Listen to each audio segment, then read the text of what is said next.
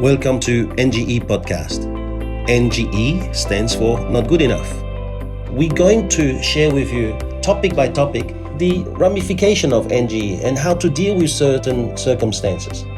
I truly believe that life is very short, and in the universe, we might just be that blip in the sonar, on the radar. We might as well make sure that we are a blip that matters. Enjoy. Hey everyone. Hi everyone, how you doing? Hi Hayley. Nice to see you. Thank you for joining us. It's great. This week's topic is 10 tips to finding happiness in what we do at work.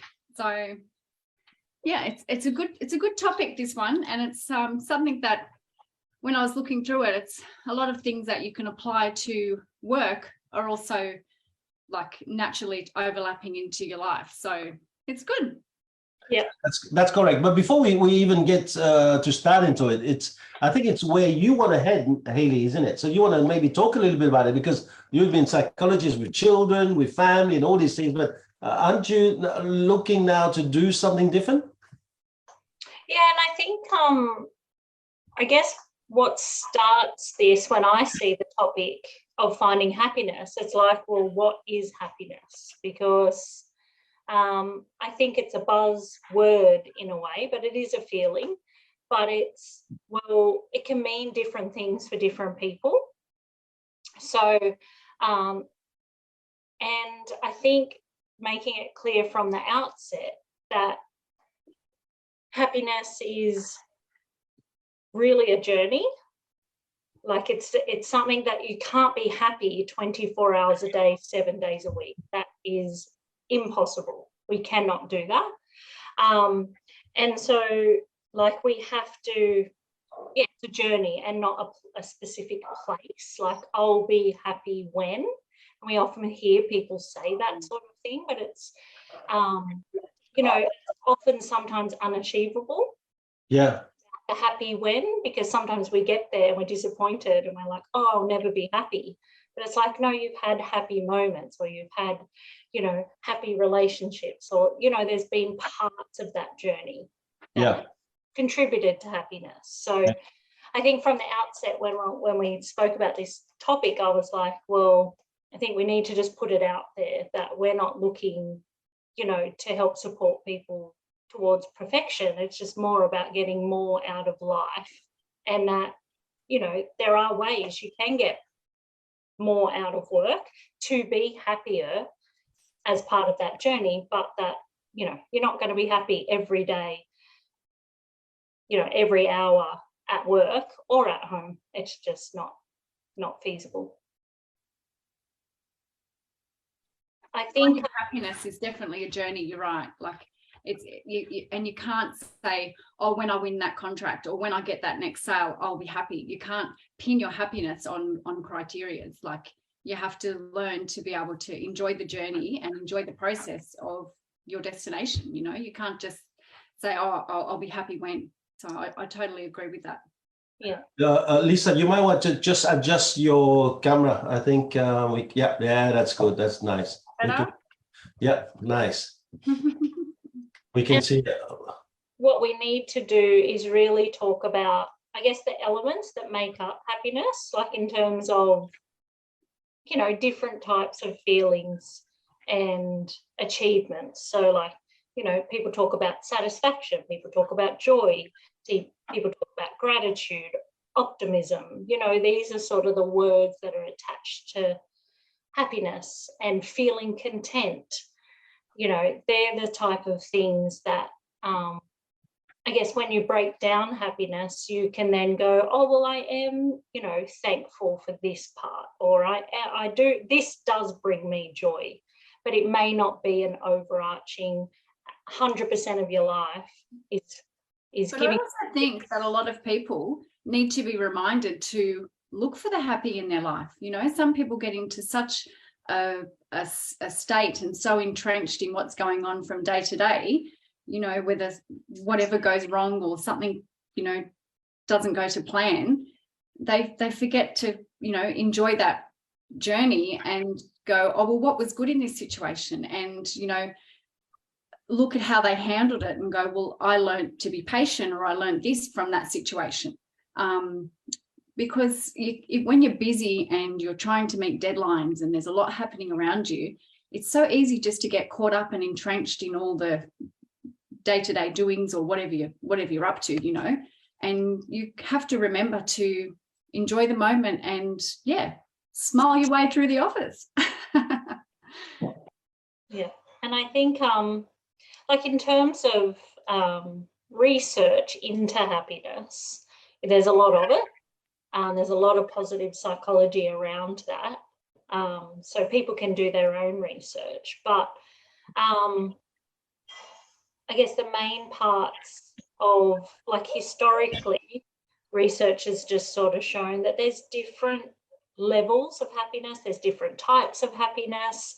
And so when you use an overarching word like happiness, you know, people just might pigeonhole into that, you know, rich or famous or, you know, something. They may just pin a particular thing on it, when that's not what happiness has been researched and described as historically. So how does a psychologist describe happiness?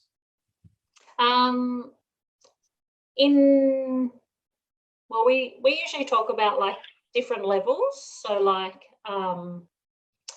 you know, like happiness in terms of immediate gratification, you know, those feelings that happen straight away from an encounter or something. Happiness from achievement, and recognition. So that sort of, that can bring joy. Happiness from making or giving a positive contribution. So there's, I guess, a lot of research in charity and volunteering and things like that, like giving without the expectation of getting something in return, like helping others. And that's a different level of happiness. And I think, you know, some of the words I used before around content, gratitude, joy.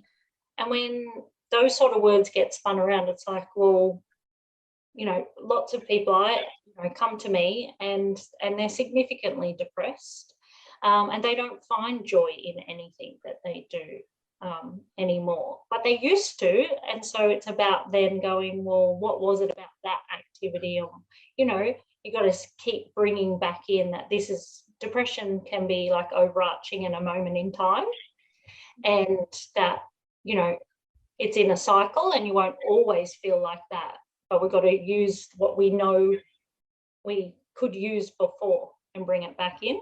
And it may not have the same level and bring us the same happiness that we used to feel when we were a child or when we were a teenager or whatever, but using that as a catalyst. Okay, so let's imagine I'm a business owner at work. How do I gauge happiness, for example, with someone like Lisa? Yeah. I mean, is she after satisfaction, joy, contentment? How do I know? I mean, what is there? Is there a set of question? Is there some kind of chart that I can work from to see that? All right, for her, looks to me like contribution is going to be her main mean of happiness. You know. Yeah. And there's heaps of well-being happiness surveys for employers and employees to fill in. To gauge that, to get some, I guess, that qualitative data and quantitative data around, well, yeah, how happy are people in, you know, my organisation, in my workplace. So there's heaps online that you can do, that you can distribute and get, and it can be individualised, and then you can find out. But I guess there's some things that, you know, if there's managers or, you know, heads of organisation listening, there are things that you can do to support the happiness. Yeah, absolutely. Yeah. But I think what I really like from what you're saying is that first we have to know what type of happiness they're looking for, right? For example, I know deep down I'm the kind of guy that looks for contribution type of happiness. So if every time it hits it, I'm happy. Whether I'm making money or not and having money problem or not, the moment that the contribution is clicked in, it's like, yeah, I had a bottle of wine, but so different people have got different levels. And I think that is an amazing thing that I just heard today that I didn't realize is that everyone's got different kind of definition for their own happiness, isn't it? Yeah. And I think like when we sort of talk about, 10 tips or whatever, and we'll get to that, but really thinking about, I can give and we'll talk about specific examples, but there's, we call them the 5 C's around helping, teams and,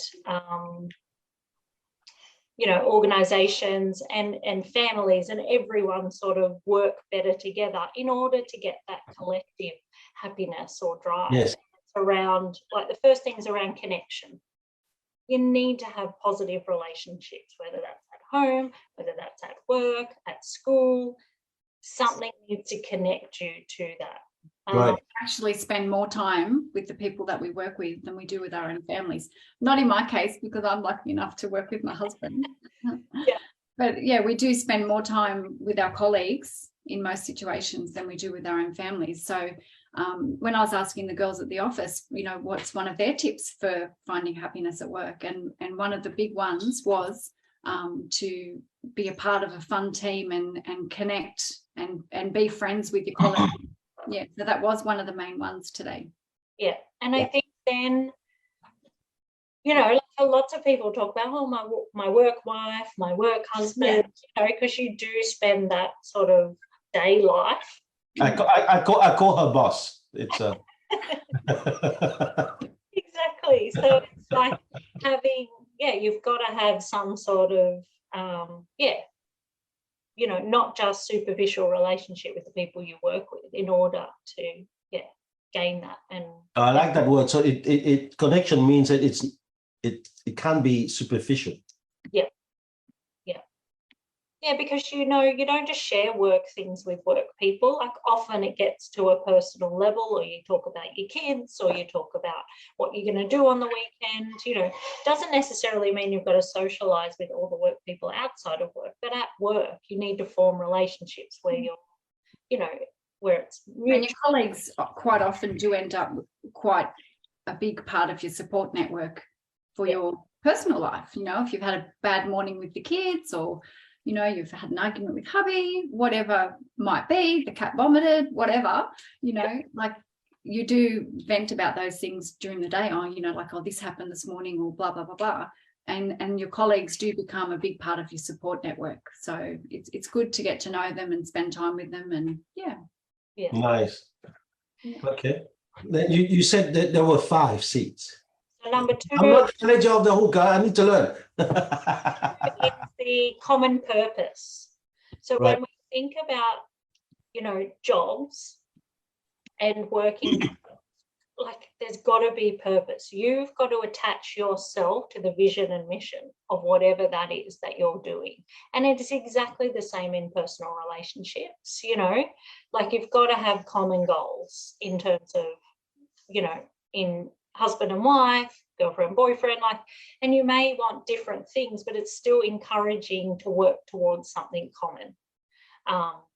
So that common purpose at work is, you can have people in, you're both in real estate, but you can have property managers, they're working to this purpose, and the sales team's working to this, and the marketing's working to this, but what is the common denominator, and where does that single person fit into their role, contributing to that common purpose, to make other people happy, find their dream house, make more from their investments, whatever it is. It's about working towards a goal and feeling your purpose within that.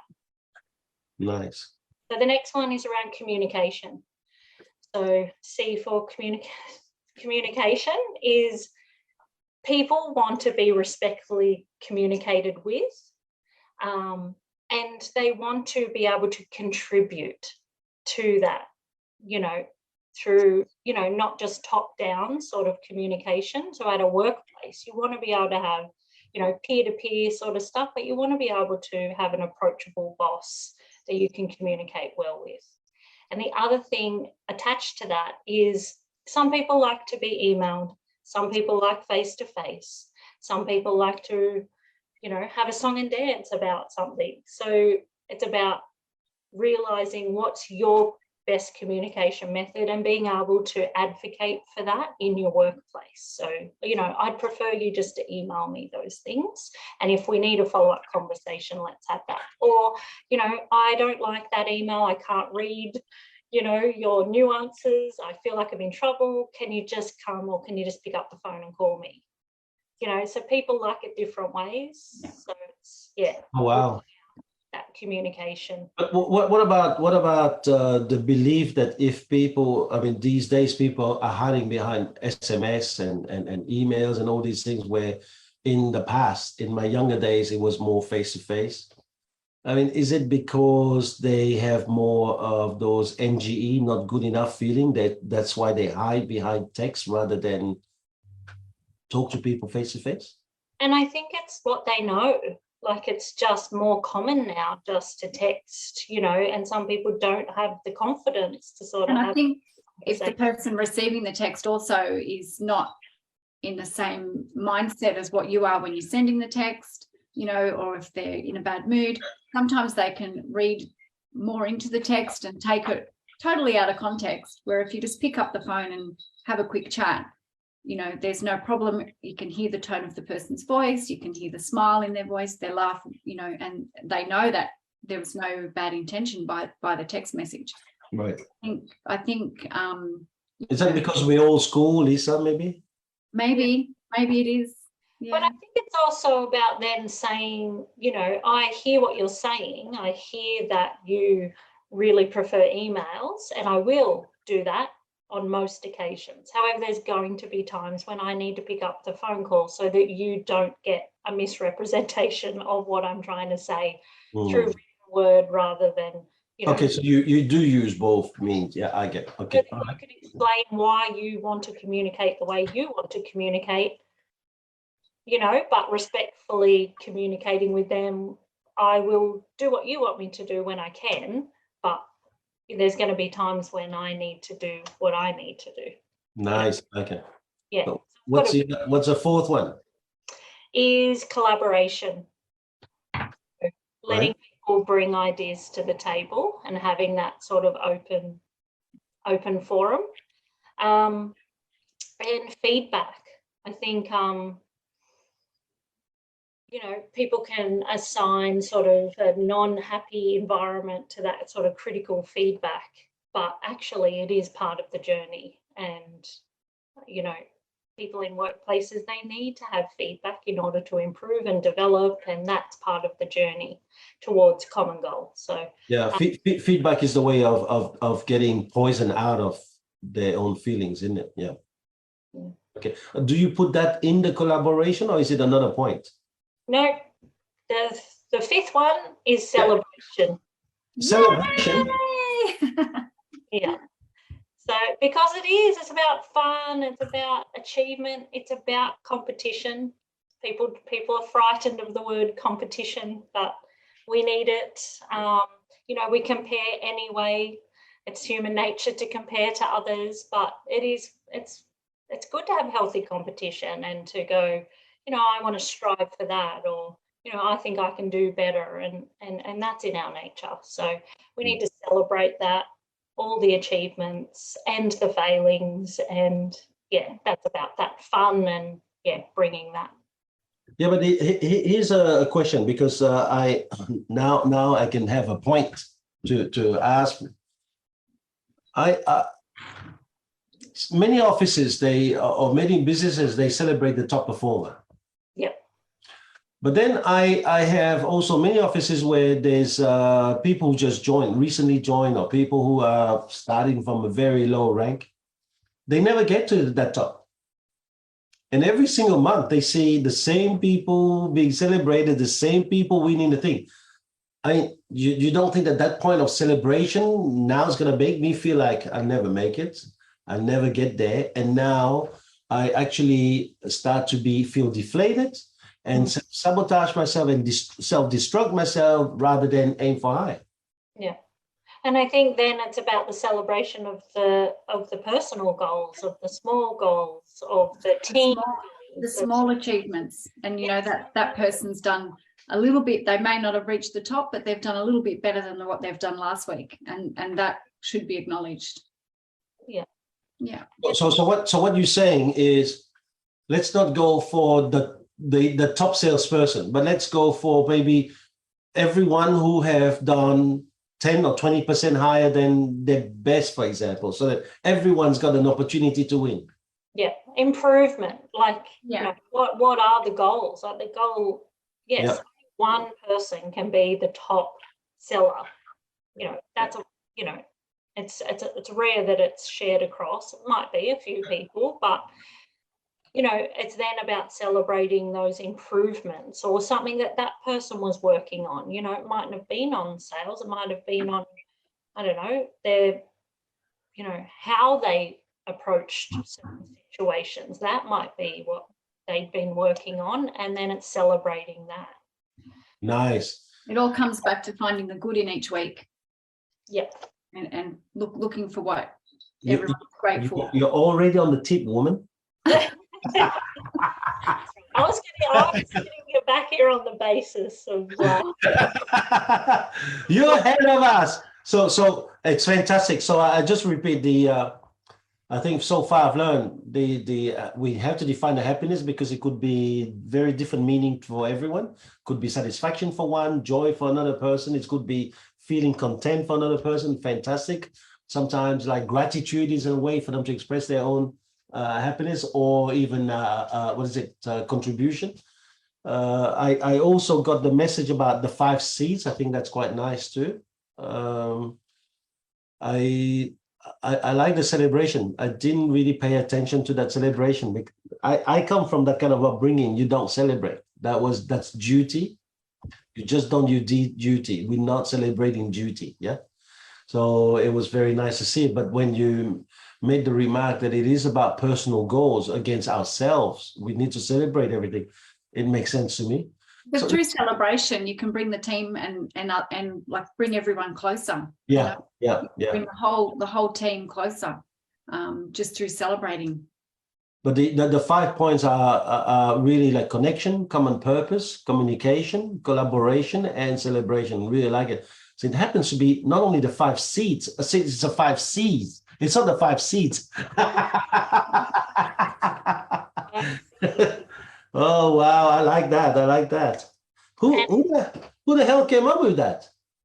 Oh, that's part of like the Gallup Strengths sort of model around, but there's lots of research around like success and things like that. They often mention the 5 C's. So I'm not sure that it originated from them, but it's definitely something that, you know, has come back to me doing the Gallup. Wow, very nice. Thank you. All right, so let's get on to those tips now. So what is our first tip about finding happiness in what we do?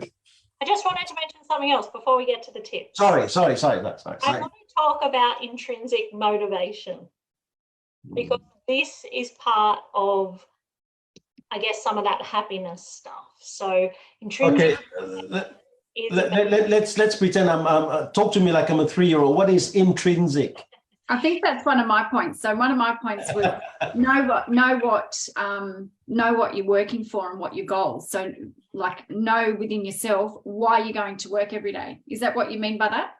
Yeah, so there's like intrinsic motivation and extrinsic motivation. So you go to work because you get paid. That's extrinsic. Like, so when you're a kid, you know, you might get stars and chocolates and lollies or whatever for doing the right thing. That's all extrinsic.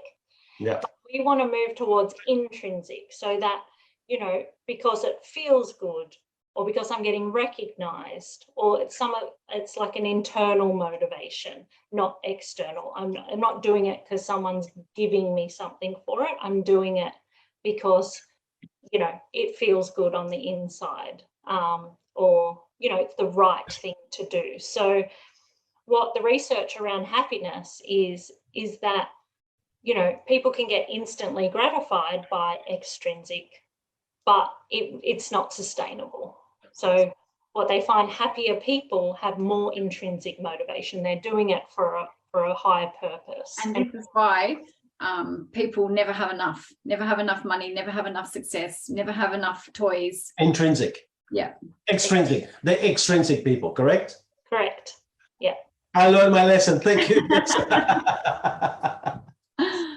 I just wanted to put that in there because when we're talking about tips, I would imagine collectively we're going to come up with more of that intrinsic stuff, because that's really the core of how to get happiness. And some of it might be extrinsic as a byproduct. If you achieve something, you might get an award, or you might, get a trophy, but really the intrinsic would then be the recognition. So It can be part and parcel. And it's okay to love a trophy and to love an award and to love the new boat that you just earned enough money to buy. There's nothing wrong with that, but it's just about that's a different level of happiness. Yeah. Those higher levels of happiness really come from that intrinsic stuff. Yeah, very, very nice. Can I just ask you a question? Is it a nurture's thing? Is it an inborn thing? Everyone has extrinsic and intrinsic motivations. Okay, so you're not born with a tendency to be more intrinsic or extrinsic? No, smaller children are more driven by extrinsic. It's why they sort of try to use rewards and things like that. I just want the lollipop. Yes. But that wears off, and it also wears off and sometimes doesn't develop with neurodivergent. So people on the spectrum, often people say, oh, no consequence matters, or they don't care about rewards and things like that. And it's because they're not motivated by extrinsic, they're motivated by intrinsic. Now, you said something else that was not very English for me. Talk to me like I'm a 3-year-old. You said like some people, they are something, and that's why they prefer extrinsic. What is it? So there's neurodivergent people. So neurodivergent, what does that mean? Neurodivergent and neuro. To me, it's a word for crazy people. I mean, is that no? So okay. It's a divergent from typical. So there's neurotypical people, and then we call them neurodivergent, and they're, those people who are diagnosed on the spectrum, on the autism spectrum. So with autism or sensory sensitivities, those sort of things. So when you get someone who is hyper-focused in an area with, restricted interests, ritualistic behaviour, those sort of things. But I often get kickback because I say, oh, sometimes you talk to neurotypical as in the average person, the normal people. No one's normal. I don't use that. I use neurotypical and neurodivergent. What is normal? That's a whole nother topic. There's no normal. That's so true. No, normal's like me. See, like normal kind of guy. Laura Ashley started like normal you. Little old me. Ashley sounds like you. So anyway, so we're talking about intrinsic motivation. So no. You're going too fast. So what is better, neurodivergent or neurotypical? They're different. Okay, so is neurodivergent more inclined to extrinsic? They're both inclined to both, but what I was saying was neurodivergent people, often you hear that they're not motivated by anything. They're not extrinsic or intrinsic, but they really are. They are motivated by intrinsic more than extrinsic, which is why they don't respond to rewards and consequences. So appealing to those who are listening who might have autistic children or someone in their family, this would resonate with them, because they would go, right, okay, so I've been working on the lollies and the stars and the tick boxes and things like that, and nothing's been working. I can't change their behaviour. So how do you handle that? what do you do without the sticker chart or the lollipop? You work hard on the intrinsic stuff, which people don't do because they're children. But you can do it. It's just a lot harder. It's because it's not visual. In that it's more of, finding the unsolved problem, solving it, collaborating. It takes longer and it's harder. And so that's why lots of parents of neurodivergent children struggle, and that's why they struggle at school, because schools are based on extrinsic motivation. Yeah, that's right. Absolutely. Now, here's the thing. So you have an ADHD kid, right? So he's probably what you call a neurodivergent, and therefore you would think he would be more into intrinsic. So what would be something that you would do at school or at home as a parent to get him to be interested in doing his homework? Anything to do with movement. So lots of kids will often, especially ADHD kids, need movement to learn. So it's about hands-on stuff. So they're not going to sit and write their spelling words, but you give them a water pistol and they will write them on the fence. Oh, wow. So you've got a it's so draining for parents of neurodivergent children, because you've got to come up with things all the time. Everything's got to be a fun or a game or movement or hands-on. They don't want to sit and learn through writing. So it's about finding those sort of more motivating factors that are practical exercises. Wow. Fantastic. Okay, all right. So now that we have that, is there anything else we need to know before we move on to that was the last thing. All right. So what's our first? Listen, it's fantastic though, because you know what? I'm just thinking, how many people have I employed who maybe ADHD?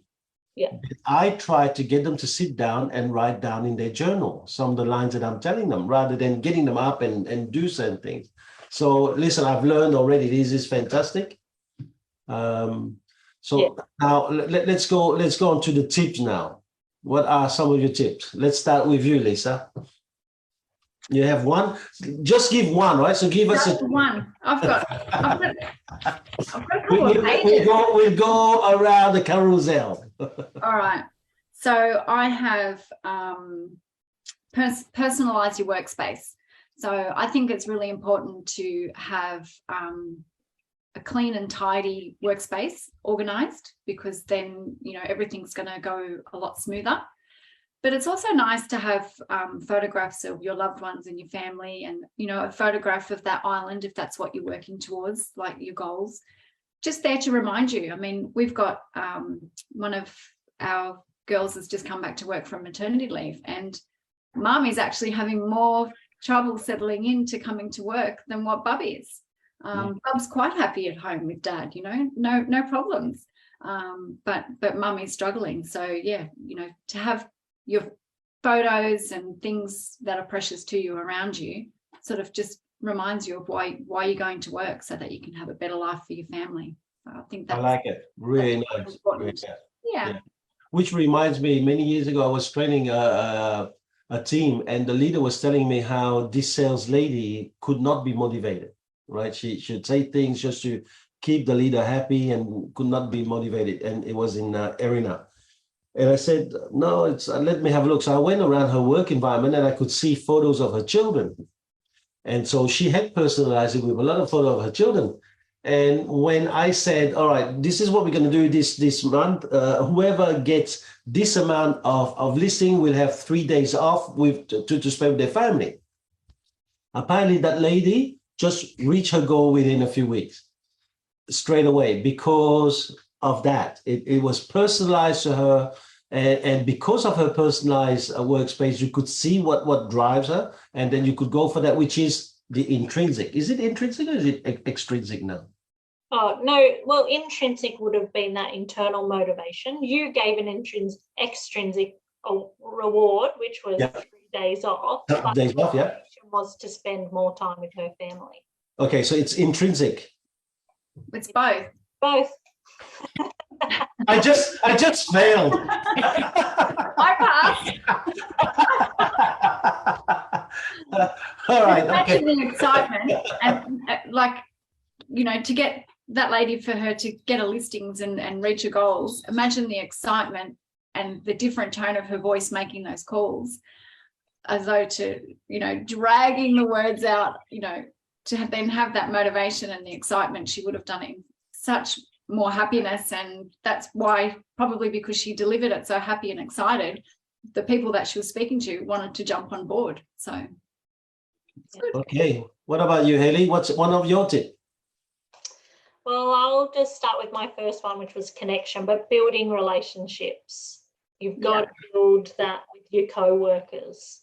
Like good social relationships, like they are what spur on that work happiness. So you may not be on the same team, you may not like the same things outside of work, but having some sort of relationship with those around you, a good working relationship, is one step closer to having a happy workplace, because it's then going to work to tell people about, you know, your life outside of work. It's having those conversations. It's being able to have a coffee in between, you know, meetings and chat about things other than work. Yeah, but not only that, if you've got a good relationship with your colleagues, sometimes you can see if they've had a bad morning, or you can see if they've got something on their mind, and you can support them. And then in return, you know, you get the feeling that you've helped them, you know, you know them well enough to be able to guide them and help them, and recognize that they need a hand. You know, it's not all about you and all about your relationship. Sometimes it's about the other person needing you. The research around that is that people with the strongest social relationships, that's the best predictor of happiness. When you have a look at what makes people happy, it's usually, you know, a strong family bond or a friendship bond and a work bond, and which all comes back to connection. very, very nice. But what if you have a worker who does not believe in that, and believes that the workplace is a place I go to do my job, and then I don't need to connect with you guys. I just have to get my listing and my sales. I get my bonus, and I'm out of here. And first of all, is there advice for them? And secondly, could you, as a leader, change them? With the older generation, that's how they've been brought up, and that's how their career has been. But with the younger generation coming through, and for myself, I don't think like that. But the older generation, I think, do. Do you think, Hayley? Is that more of an old-fashioned mindset? Yeah, it can be. I think it's so separate like that. Like some people aren't people, if I like, you know, inputting. Yeah. They just prefer just to keep things separate, and they compartmentalize their life. And for those people, I would be looking at that sort of common purpose, and that, you know, and connection through their work. People work in teams. Like, even if you're a sole business owner, you know, and you work from home, and you know, you're a sole trader, you still need to have those social relationships. And whether that's with, you know, whoever you're providing a service to, or whether that's, you know, where you're getting product from, or whatever it is, it's about having, you know, those, not just, hi, I need 10 boxes of such and such. It's about that personal connection and finding that. And you don't have to be best friends with everyone in the office, but it's just about being able to feel like it's a welcoming space, and there's trust in order to build those relationships. You know, you might tell them everything, but at least being able to have a joke, and, you know, and for businesses being able to, you know, create those networks and, you know, do themed things, or, you know, have a lunch for mental health, or whatever it is, you know, bringing something in. And if you're a sole trader, then working out, well, who else is in, you know, your local area that is that as well, and you know, gathering some, you know, stay-at-home mums. You know, you don't always have to be working, or you can be having your own online business, but there might be others who are in the online business industry and creating a network like that. And that's something that Stephen and I were actually only talking about just last night, because you were researching for your answers today, last night. No. You know that's cheating. It was a whole situation because we had a soul buy photo shoot, and it was up the mountain. And so I said to David, oh, come on, pop around and have a look at the house, because I keep saying to everyone, we're in such a mess. I said, oh, you know, pop around, you know. So he came around and had a look at the renovations that we're doing, and, you know, had a beer, we had a drink, and it was nice. It was nice to be able to share that with him. And Stephen and I were talking about that, like later in the evening, that it was nice to have him into our home, you know, just on a relaxed, spur of the moment, spontaneous type way, where Stephen in the past, in previous life, hasn't sort of had that relationship with his team and with the staff, but it really does bring us all closer, you know, and that probably changed when I started to work in the office, because I'm a sharer. It's like, you know, I'm an open book. This is what's happening. You know, we're doing this. That's just who I am. So for me, I walk in as Stephen's other half and share our life. So in that way, it has brought everyone closer. So we were talking about that last night, Thomas. Nice. Yeah. Okay. Well, I like it. I think we're silly to think that people cannot bring, you know, yes, we want to be able to leave something at home and leave something at work and really like separate that. And we can talk about that, and there can be a ritual around that, so that you aren't sort of carrying things to work and you're carrying things home. But it's okay as well to be, you know, to share and let people know. You might know the full story, but you can say, hey, I've had a bad morning today, so that's right, to do this. So just enough communication so that people can build that connection. And that's one of the tips that I had. You know, if you are having a hard time at home, or you're going through a rough patch in life, or you know, things aren't going to plan, I had on my list to, sometimes it's good to leave that at home, leave that at the door. I'm at work, deep breath in, you know, here we go, you know, professional, happy, because it prevents you from being just so entrenched and dragging all that crap that you're going through out of work right through your work day and putting it onto everyone else. So, and when I was going through my divorce, work was such a good stability for me, because I could, as much as I love my kids and love being with them, I dropped them at school, daycare, whatever the situation was at the time, and I could go to work and be my own person, have my own achievements, and I knew why I was going to work, so I could keep the roof over the kids' house. So work is very important, you know. And with the connection, quite often I hadn't spoken or seen another adult until I got back to work the next day, you know. So. But I'm just wondering whether you are not mixing the two, though. You had a connection, but also maybe you're talking about having a purpose. Yes. Maybe having a purpose. And leaving your troubles. The start of that was to leave the troubles and your worries in the car or at home or wherever they are. And when you enter work, try and have that. But here's a question I want to ask the two ladies, you two ladies. First, you said, we need to connect, we need to talk, we need to build relationship. But now I have problems, and you're asking me to leave my problems home. I mean, well, you can't let it overtake your whole day, is what I'm trying to say. You know, you do have to a certain point, you do have to leave some things. And like Hayley said, you don't have to share the whole story and the whole situation. Right. You know, you might do that with a few people. You know, you might do that with, you know, one of your colleagues might know everything about you, and everyone else just knows you're going through something, and that's fine. And I agree with you for that, Lisa, that, you know, it's about having a routine, a work routine and a home routine, and having something that divides it. So in stressful jobs, those frontline workers, you know, you don't want to be taking some of that stuff home. And so often I talk to people about, well, you know, can you just take 5 minutes the long way and like, you know, drive past the beach on your way home. And once you've passed that part, that's it.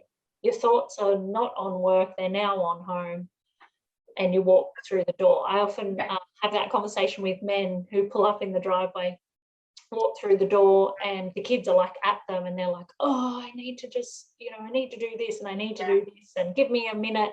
And I say, no, you have to have your minute down before you open the door. Down the road for your 5 minutes and get on your phone and scroll. And then as you come in the driveway and walk through that house, you know that those kids are going to be at you. That's right.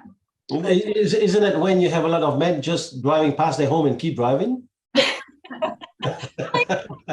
like have a beer at the pub on your way home, but condone that.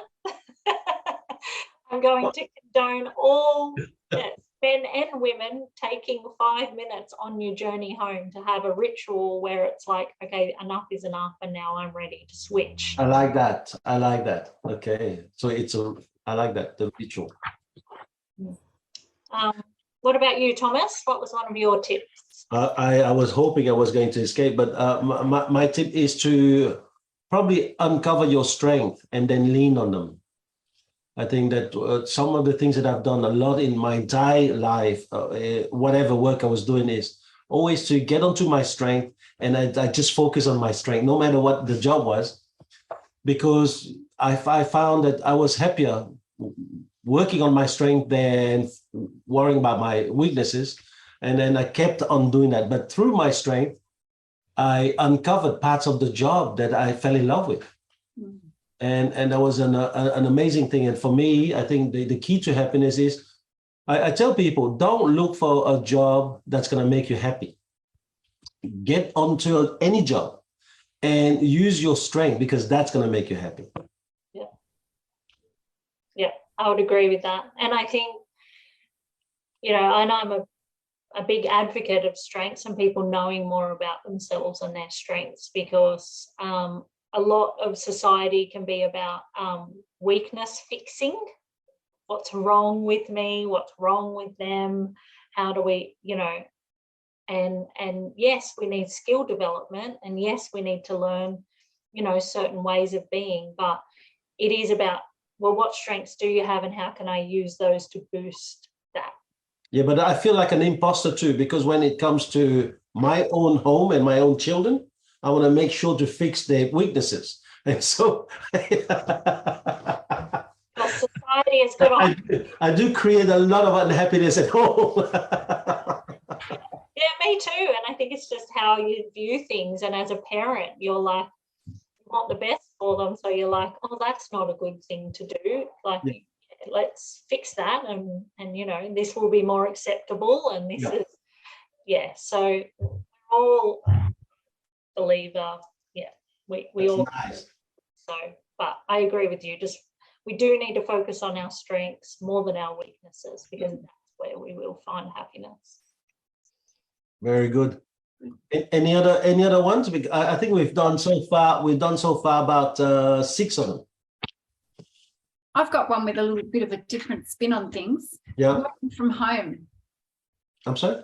Working from home, because people, not all about just going to the office these days. A lot of people are working from home.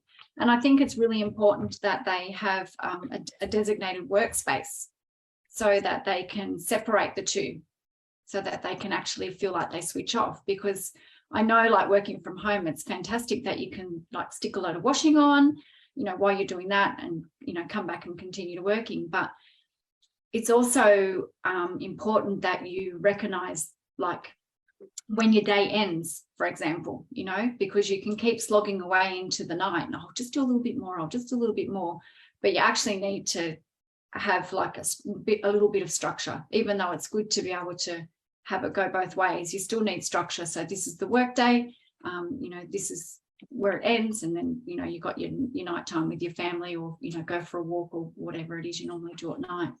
Yeah, and I would agree. It's the same as that ritual that we spoke about before, Yeah. even if it's driving home from the office.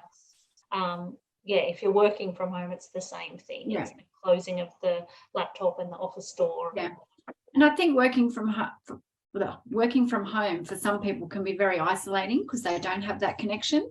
And that's where they can reach out to their team and set up a regular Zoom, have 5 o'clock drinks on a Friday or 4 o'clock drinks on a Friday, or have a Zoom meeting over lunch while everyone eats, just to keep that connection and that communication open with your team.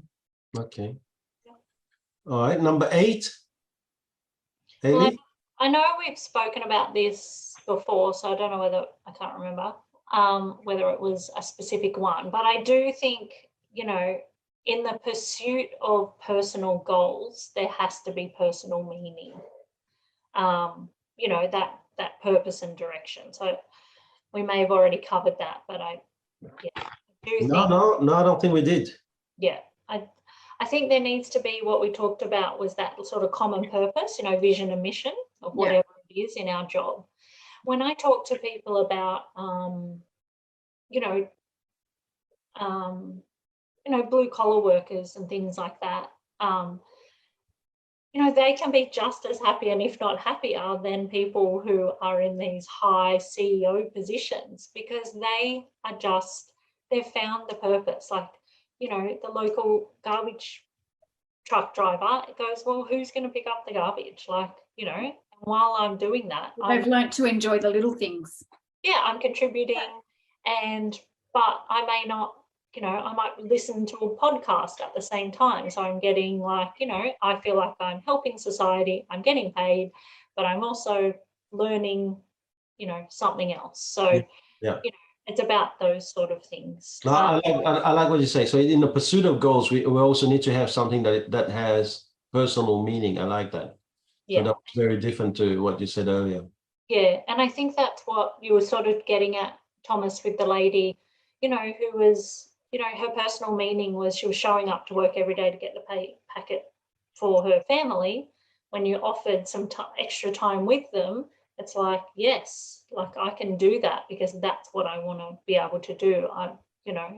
It's finding that, that meaning and that purpose. Yeah. And also, I guess, attaching that to what you're doing. So she might be selling houses, but, that's giving someone else, helping them achieve their goals. And I think that's what brings me to my next thing is around that, that community and helping.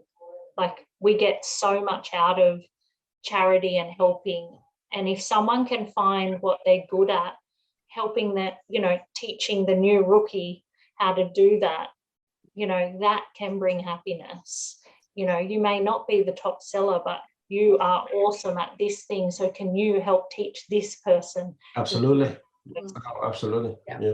So much joy to people to go, I'm teaching someone a skill that I have. And so that was sort of 2 in 1. Mm-hmm. Another tip that I have is to be the change. So, if you're in a quiet sort of low key work environment and, you want everyone to be a bit more happier, be the change, be the person that's happy, be the person that smiles, and laughs, because it's infectious, which actually reminds me of, speaking of the garbage truck driver, there was a lollipop guy that we had on a road near us a couple of years back now. And everyone that went past, he was like, hi, or a thumbs up, or, he'd wave you through. Like, he was just so hypo. And he waved and smiled and laughed, and just everyone was like, oh, waving back. And it just, put everyone in a better mood sitting in the stop and go lollipops line. So, so that type of thing also can, bring the whole team, get it just a different feel in the office. Yeah. Mm-hmm. Yeah, it's nice. Oh, well, my we'll bring it to the 10th, so we can have anything else after that. But I believe that the one that brought me a lot of happiness is never stop learning. If you can have the focus that there's always more to learn, and one of the things I told my team this morning, and I was telling them, not knowing is okay, but not seeking knowledge, that's a crime. what we need to do is wherever we at work, whether we've been there 10 days or 10 years, is to have that kind of mindset of there's so much more. Because when you do that, you're almost on that kind of bounty hunt for that piece of chocolate or that next lolly, that little surprise, And I think that human beings, we want to be surprised. We want to find surprise. So when we go to work and our mindset is shifted on something like this, again, maybe extrinsic, that one, we are looking for that something outside, but really in the end, it becomes intrinsic because it changes us. I had the same thing, but I had curiosity.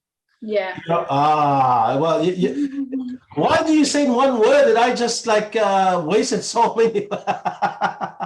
Yeah, and it's that being stimulated to want more and to find out more, and that knowledge seeking. We are, like, humans are learners, so it is about being curious about whatever job you are or whatever, the client or, in that, curiosity.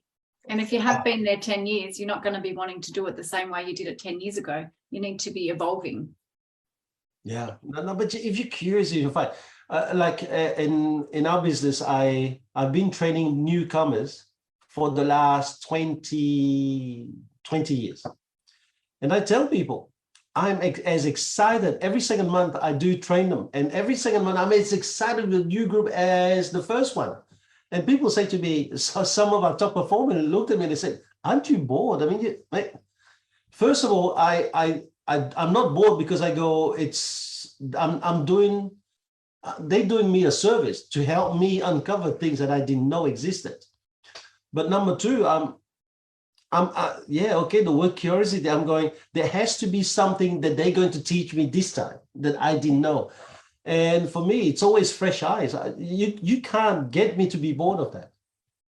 Yeah, that's awesome.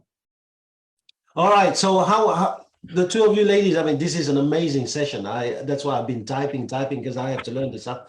So why don't you close this, because this is a lot of information. I think something that I guess comes up in terms of happiness, and I know I started with this around you can't be happy 100% of the time. And so it's looking for those, silver linings and looking for those moments. And I guess, being realistic about that. But I think when we spoke about, what someone can do in order to be happier at work, I think part of that comes back to a personal responsibility. Because often we can sit in, well, I need my boss to put on more lunches or do these things, and it becomes someone else's responsibility to make you happy at work. In fact, it isn't. Your happiness will come from, your thinking, your perspective, and you taking responsibility for what is in your control at work. Yeah. Rather than it being from someone else. Yeah, I agree. Beautiful. And Laura, Ashley, would you like to close it? My last tip is to take your break. Like, don't always skip lunch, because you just exhaust yourself. Take your break, get some fresh air, go for a walk, come back and have a fresh set of eyes to look at things. Eat healthy and drink plenty of water, because if you're not well, you're not going to feel happy. If you're going to feel, not well, and you're not looking after yourself, you need to feel, well and happy to be able to be happy at work. And if all that fails, just at 3 or 4 o'clock, have a block of chocolate. That'll always work. Oh, beautiful. So really to take it all in here, what I learned is that happiness is not a something that happens to you. Happiness is something that you do to make it happen to you. I really like it. Yeah. Thank you very much for today. Thanks, guys. What a great session. Talk soon. Have a good couple of weeks. Bye. See ya. Bye.